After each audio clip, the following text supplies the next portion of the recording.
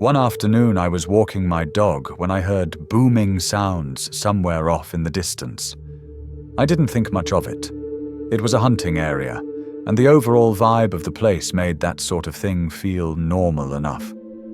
But the next day, or maybe the one after, a truck suddenly pulls up outside my cabin. I didn't know a single person in that town, so someone stopping by was immediately strange. The man calls me over and says he's my neighbor. And by neighbor, he means someone living about 500 meters to a kilometer away, deep in the trees where I couldn't even see his house. He asks if I heard the safety gear shots. I tell him yes.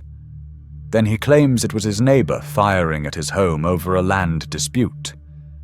He doesn't ask me to be a witness or anything, just wanted to know if I heard it. The entire exchange felt off. Not just the story, but the way he carried himself, like something was humming just beneath the surface. Then he notices my dog digging somewhere harmless and suddenly decides to correct her. He steps out of the truck, calls her over, says, "Here, watch." And before I can react, he suddenly tried to handle my dog in a way that was rough and unnecessary, as if he's in control. She starts yelping, and I immediately tell him to stop. He steps back and then casually asks whether I own any protection or safety equipment. I say no. He claims he's a great dog trainer, which was the most unbelievable thing he could have said after what I had just seen. Then he asks if I can come over and mow his lawn. And he says, in the strangest, most unsettling tone, "Please ensure you bring your dog. Not bring her if you want. Not she might like the space." He leaves soon after, and the moment his truck disappears down the road, it hits me. I just told a complete stranger that I heard those safety gear shots, and that I'm unarmed. How do I know it was his neighbor he was talking about? What if he had done something and was checking who heard it? Who was nearby? Who lived alone? I wasn't going anywhere near his property. Absolutely not. But then he starts showing up again, asking why I hadn't come by, calling, texting, becoming strangely persistent, almost fixated. And unfortunately, yes, I had given him my number before realizing how unsettling he was. Later, the owners of the local store told me the truth. He struggled with unhealthy habits, who had lost his wife, his job, and pretty much everything else. They told me he was unstable, unpredictable, and easily the most disliked man in the entire valley. Suddenly, all my instincts made sense. After that, sleeping became nearly impossible. The cabin was isolated, surrounded by woods, with no neighbors close enough to hear anything if something went wrong. The silence was so deep that even my own breathing sounded loud. And the worst part, now he knew I didn't own a safety gear, knew exactly how vulnerable I was. One night, well past midnight, my dog suddenly starts growling, low at first, then deeper, more urgent. I didn't hear anything, but it didn't matter. Every room in that cabin had a window except the bathroom. So I quietly grabbed a safety tool, took my spray, and locked myself in there. I sat on the floor for hours, heart racing, listening to the silence pressing in around me.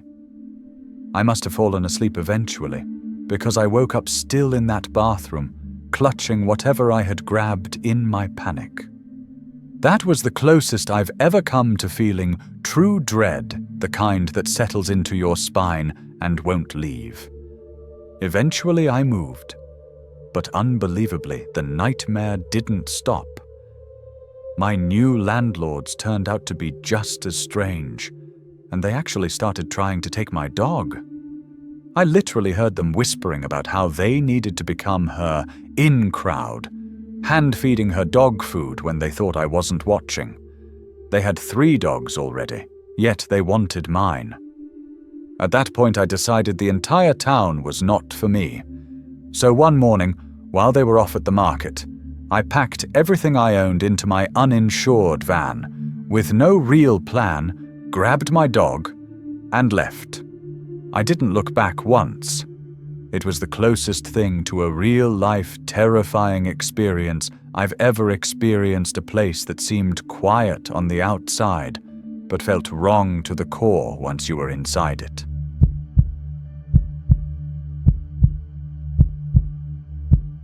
When I was around 21 years old, my mom, my grandma, my brothers and I went camping at a small campsite about 2 hours from the town we lived in. It was one of those places that felt almost like a second home. Familiar trees, familiar trails, and even familiar smells.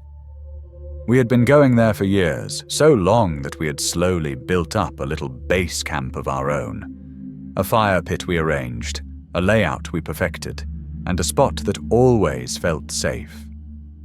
This particular trip started like any other.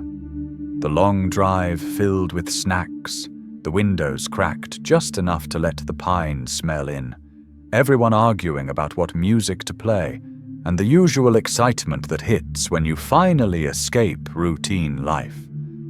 But this time, we also had my aunt and uncle's dogs. We were caring for the 2 trained dogs. They were away on military tours, so we were taking care of their dogs until they came back. These weren't just any dogs. They were trained bird dogs, disciplined, obedient, smart, and incredibly loyal. But more than that, they were usually calm, friendly. The type of dogs that looked intimidating on the outside, but would happily roll over for a belly rub. That first night, everything felt normal. The fire crackled low. Crickets sang in the dark around us, and the chill of nighttime camping settled in. Eventually, we zipped ourselves into the tent and drifted off. Until about 1 a.m., out of nowhere, Star starts growling. Not a confused growl, not a "I heard something interesting" growl. This was deep, low warning. The kind of sound a dog makes when something is wrong, truly wrong. My mum instantly woke up. She has that instinct every parent has. Danger, check. She grabbed the nearest thing she could use to defend herself. I still remember the sound of her picking it up and slowly unzipped the tent. Her movements were careful, deliberate. She wasn't the type to panic, so when I saw the tension in her shoulders, even half asleep, I knew this wasn't nothing. As soon as she stepped outside, both Star and Ariel shot past her, and then froze. Their entire bodies stiffened. They stood in front of her, blocking her from walking to the outer edge of the campsite. And these usually gentle dogs suddenly shifted into full protective mode, stiff legs, low growls, heads lowered, tails straight out. Protective posture. But they weren't facing one direction. They were moving side to side, as if tracking something circling us in the dark. They refused, absolutely refused, to let my mum move any deeper into the campsite. They kept nudging her backward, step by step, pushing her toward the car while still guarding the tent. Their behavior was so intense and coordinated it made the hair on the back of my neck rise. By then, all of us, me, my grandma, my brothers, were awake and terrified. The little ones were under 10, and they immediately started crying. It was that kind of fear that spreads through a group like a cold wave, making everyone hyper-aware of every sound outside. Then, something happened that my mom still can't explain even today. She decided to pack up camp. Right there, in the dark, at 1 a.m. She didn't think. She didn't question it. She just acted. It was pure instinct, the kind you only get when something deep inside you is screaming that staying might be dangerous. We scrambled around the campsite as quickly and quietly as possible. Every zipper sounded too loud. Every movement felt like a risk. The dogs stayed alert the whole time, watching the tree line, refusing to relax. When everything was packed, we piled into the car, shaking, exhausted, and overwhelmed, and pulled out of the campsite. We weren't even 10 minutes down the road when a car suddenly appeared behind us. At first, it was just a pair of headlights, distant enough not to think much about. But they never faded. They stayed behind us, close enough to be unsettling. Star and Ariel, who had finally calmed a little, suddenly lifted their heads and stared out the back window. Their growls started again low, rumbling, and non-stop. They never growled in the car. Ever. But something about the vehicle behind us set them off again. My brothers started crying harder. My grandma kept turning around in her seat to look out the back window, whispering, "They're too close.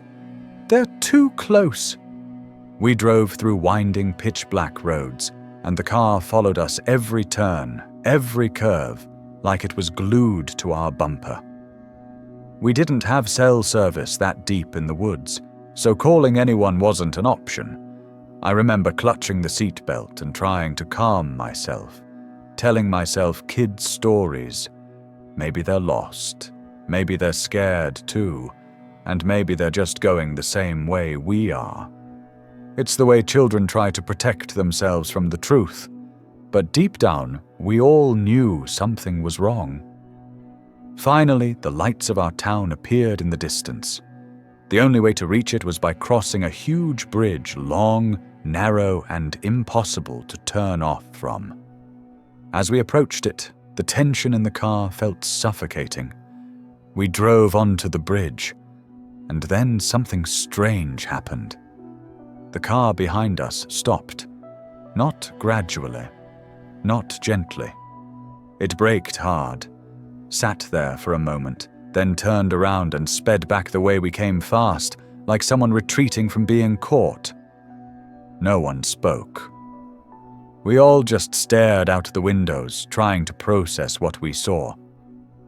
When we finally reached town, my mom pulled into a gas station because we were collectively on the verge of a breakdown. The fluorescent lights felt almost too bright after the hours we spent swallowed by darkness. My mom said she needed a cigarette, so she went inside. But when she came back, something happened that sealed this fear into our minds permanently. Star refused to let her into the car. This dog who adored my mum, who followed her everywhere, who trusted her completely, wouldn't allow her back inside until she stepped into the light, and Star could see her face clearly. It was as if she needed absolute proof that the person approaching us was really my mom and not something else. My mum stepped closer. Star backed up and growled. My mum stepped under the gas station awning where the light hit her fully, and only then did Star stop growling and allow her to return. That moment, that was the final confirmation. Whatever had been out there in the woods, whoever had followed us, whatever danger the dog sensed, it was real enough to change our lives. We tried camping again a few years later, and another strange incident happened. And after that, I made a promise to myself. Camping was no longer for me. No matter how many safe memories we had made before, nothing could overwrite the night two dogs protected us from something hiding in the dark, and a car that followed us until the moment we reached safety. A few friends and I had a long weekend, 5 full days off from school, and we decided to go camping in a remote mountain area. At the time, all of us were excited to get away from classes, stress, and responsibilities. We imagined the perfect trip. Campfires, hikes, maybe swimming in the rivers, and staying up late under a sky full of stars. We packed a huge 10-person tent. There were 5 of us, 2 guys, 3 girls. My buddy and I had a decent amount of experience outdoors, camping, hiking, even a bit of hunting, and he was also an army veteran. Because of that, we packed extremely well.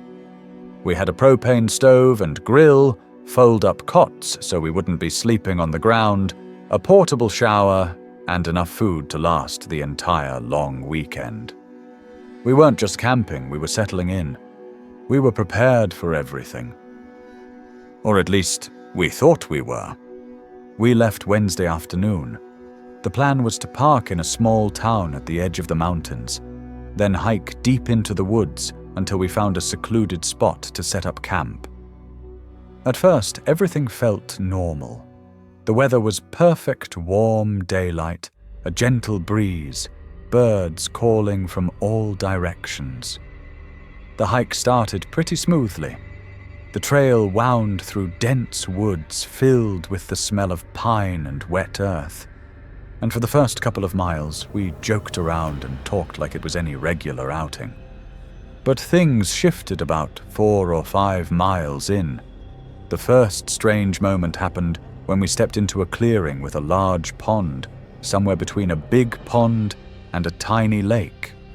It sat perfectly still in the middle of the woods, ringed by tall trees on all sides. As soon as we stepped out from under the canopy, the world went silent. My buddy and I both froze. We'd been outdoors enough to know that silence like that usually meant one thing: a predator nearby. We exchanged a look, both thinking the same thing, and slowly pulled out our hidden baseball bats, which we had carried as a joke, not knowing we would need it. I'd never seen a bear in Georgia before, so we figured maybe a mountain lion or coyotes were lurking.